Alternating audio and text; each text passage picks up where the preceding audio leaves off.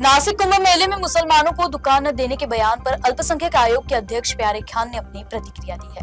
उन्होंने कहा कि नीतीश राणे के ऐसे बयानों को कोई गंभीरता से नहीं लेता है। मुसलमान अब तरक्की कर रहे हैं और 14% आबादी को लेकर देश के 86% लोगों को व्यस्त रखना सही नहीं है।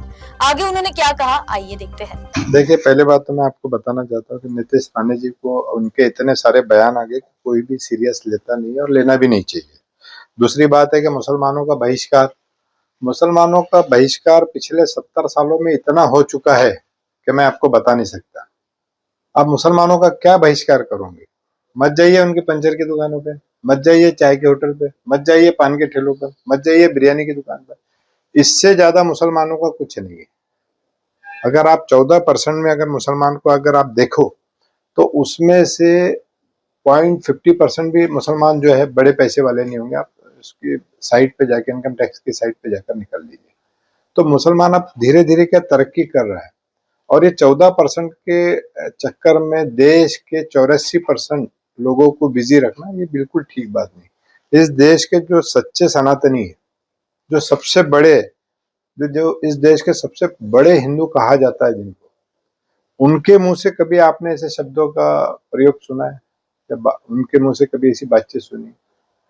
इस देश के जो हिंदू समाज के जो लोग हैं, जो फॉलो करते श्री मोहन भागवत जी को, जो फॉलो करते हैं श्री नितिन गडकरी जी को, जो फॉलो करते हैं श्री देवेंद्र फडणवीस जी को, ये सच्चे सनातनी है। इनके मुंह से कभी ऐसा बांटने वाला बयान सुना है आपने? या आप इसका बहिष्कार करो, उसका बहिष्कार करो? वो सबके लिए काम करते हैं। वो जात देख के काम नहीं करते। वो हिंदुओं के भी लिए काम करते, मुसलमानों के भी लिए काम करते, सिखों के लिए भी काम करते, क्रिश्चियन के भी लिए काम करते। तो ये बोलना बिल्कुल ठीक नहीं। वो कह रहे हैं कि वहां जो पूजा साहित्य की दुकानें लगती है वो न लगाने दी जाए। देखिए, नासिक में बहुत कम बार अगर आप देखें तो कुंभ आता है। एक बार के लिए मैं ये मान सकता हूँ कि इलाहाबाद में मुस्लिम लोग दुकान लगाते हैं, लेकिन यहाँ ऐसा नहीं है। यहाँ बिल्कुल ऐसा नहीं है। और वो 100 रुपए वाले और 200 रुपए वाले गरीब आदमी का क्या बहिष्कार करेंगे आप? लोग वहां पे आस्था की डुबकी लगाने आ रहे हैं, उनको आस्था की डुबकी लगाने दीजिए।